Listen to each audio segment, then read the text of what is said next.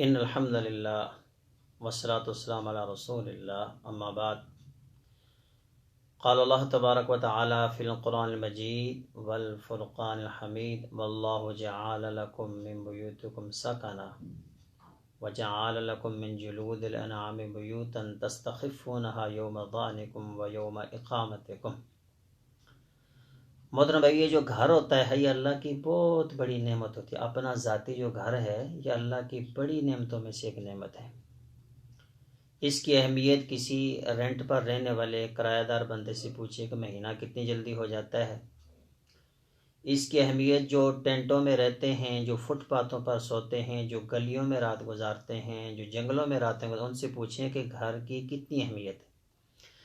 लेकिन बहैसियत मुसलमान अल्लाह करीम ने अगर हमें ये घर जैसी नेमत अता की है तो इसके कुछ तकाज़े हैं कि अल्लाह की नेमत जो हमारा घर है इसके अंदर और गैर मुसलमानों के जो घर उनके अंदर फ़र्क होना चाहिए।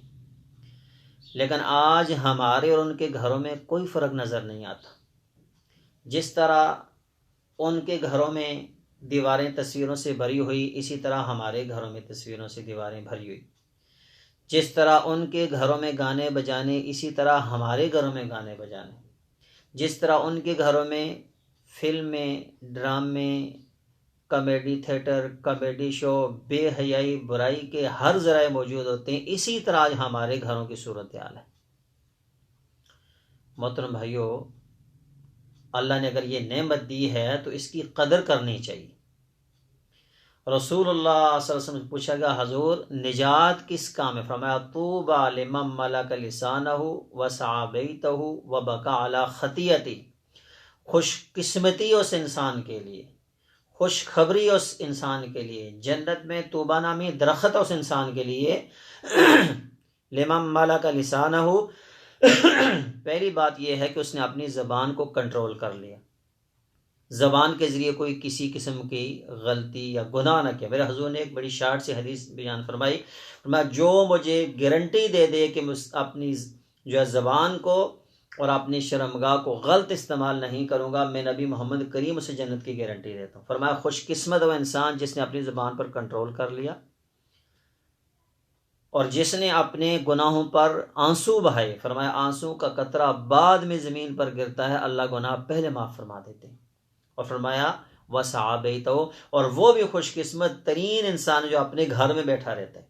फितने का दौर है, घर से बाहर निकलें तो जगह जगह हर किस्म के गुनाह, हर किस्म के फितने मुंह खोले आपकी तरफ दौड़ रहे हैं। इसका सबसे बेहतरीन तरीका अपने घरों में बैठना है। हमारी न्यू जनरेशन को आज इस वक्त सोए घूमने फिरने के कोई काम नहीं। 5 मिनट मिले हैं तो बाइक ली दोस्तों के साथ घूम रहे हैं, भाग रहे हैं। और खुदा के बंदो, घर में रहो, माँ बाप की खिदमत करो, माँ बाप का एहतराम करो, उनके साथ मोहब्बत करो। तुम्हारी ये डिग्रियां, तुम्हारे ये स्कूल, तुम्हारे ये कॉलेज, तुम्हारी यूनिवर्सिटी की डिग्रियां कुछ भी नहीं है। तो माँ बाप की खिदमत करो, माँ बाप को खुश करो, माँ बाप के कदमों में बैठो, दुनिया तुम्हारे कदमों में बैठेगी। इसलिए अपने घरों में रहा करें, अपने घरों की इस्लाह करें। बाप है तो फ़र्द वक़्त में घर में रहकर अपने बच्चों की इस्लाह करे, माँ है तो अपने बच्चों की इस्लाह करे, बड़ा भाई है तो अपने भाइयों बहनों की इस्लाह करे, बड़ी बहन है तो छोटे बहन भाइयों की इस्लाह करे, घर में ज़्यादा टाइम गुजारा करें।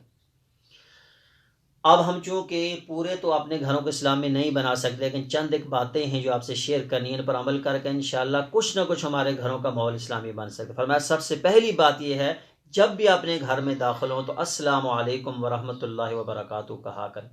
जनाब अनस बिन मालिक बयान फरमाते हैं कि यह खाली सलाम नहीं है, बल्कि जो बंदा अपने घर में दाखिल होते वक्त उसका मामूल होता है सलाम करने का, अल्लाह उसके घर में बरकतें पैदा फरमाते हैं। इंटर हुआ अस्सलाम अलैकुम, तुम पर सलामती हो, व रहमतुल्लाह, अल्लाह की रहमतें हों, व बरकातुहू, अल्लाह की बरकतें हों। जब बार बार अल्लाह से दुआ की जाएगी तो डेफिनेटली अल्लाह घर को बरकतों से भर देंगे। फरमाया दूसरी चीज़ क्या है? फरमाया अपने घर में सुन्नतें और नवाफिल अदा किया करो। ये जो नमाज की नवाफिल और सुन्नतें होती हैं, अगर इसी पर हम बात करें कि ये सुन्नतें जो इनका कितना मर्तबा मुकाम है घर में पढ़ने का, तो कोई बंदा मस्जिद में आकर सुनते ना पढ़े, सारे घर से पढ़ करें। मस्जिद में सिर्फ इंटर होते वक्त 2 रकत तहियतुल मस्जिद पढ़े, बाकी जुमला सुनते अपने घर में पढ़े, क्योंकि घर में सुनते पढ़ने का बड़ा सवाब है। एक सवाब होगा, दूसरा ये होगा कि आपकी जो छोटे बच्चे हैं आपको देखकर उनकी तरबियत होगी, वो आपके साथ नमाज पढ़ना शुरू करेंगे। तीसरा, अपने घर में कुरान की तिलावत करें, कुरान की तिलावत करो। फरमाया अपने घरों को कब्रिस्तान ना बनाओ।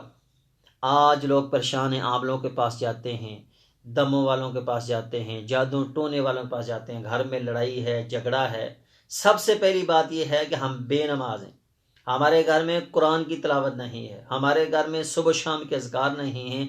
इसी वजह से हमारे घरों के मामला बिगड़े हुए हैं। फरमाया जिस घर के अंदर सूरतुल बकरा पढ़ी जाए उस घर के अंदर जादू हो ही नहीं सकता। जो बंदा रात सोते वक्त सूरत मुल्क पढ़े जहन्नम में जा ही नहीं सकता। जो बंदा सूरत अल हशर की आखिरी 3 आयतें पढ़े 70,000 फरिश्ते पूरी रात उसके लिए दुआ करते रहते हैं। कुरान की तिलावत किया करें, सुन्नत नवाफिल का एहतमाम किया करें। और सबसे बड़ी बात, जो घर का सरबराह है, अल्लिक़ुस्सौता हैसु यराहुल बैत, अपना कोड़ा, अपनी लाठी, अपना स्टिक वहां रखो जहां घर वाले देखें।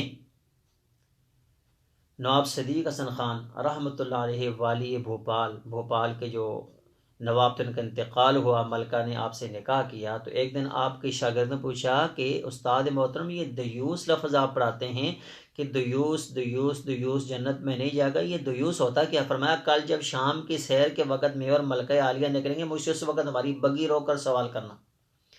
बग्गी रोक कर सवाल किया, उस्ताद मोहतरम दयूस क्या? फरमाया मुझे देख लो। बच्चे हैरान हुए, कहा ये क्या जवाब है? कहा खुद इतना बड़ा आलिम दीन हो और उसकी बीवी पर्दा ना करे, उससे बड़ा दुयूस कौन हो सकता है? इसलिए जो बंदा घर में जिसके सामने उसकी बेटी, उसका बेटा, उसकी बीवी, उसकी बहुएं, उसके पोते, उसकी पोतियां, उसकी सारी फैमिली उसके सामने बैठकर गाने सुने, फिल्में देखे, ड्रामे देखे, उससे बड़ा दयूस कायनात में कोई नहीं हो सकता। वो दयूस है, वो ऐसा मर्द है कि जो खुद भी जन्नत में जाने का मुतमन्नी नहीं है और अपनी सारी औलाद को बेराह रवी की तरफ लेकर जा रहे।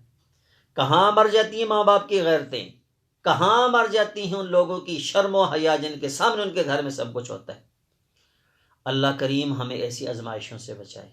अल्लाह ने ये जो घर दिया है, ये नाच गाने के लिए नहीं दिया, ये डांस क्लब नहीं है, ये म्यूजिकल थिएटर नहीं है, ये अल्लाह की बहुत बड़ी रहमत है, नेमत है।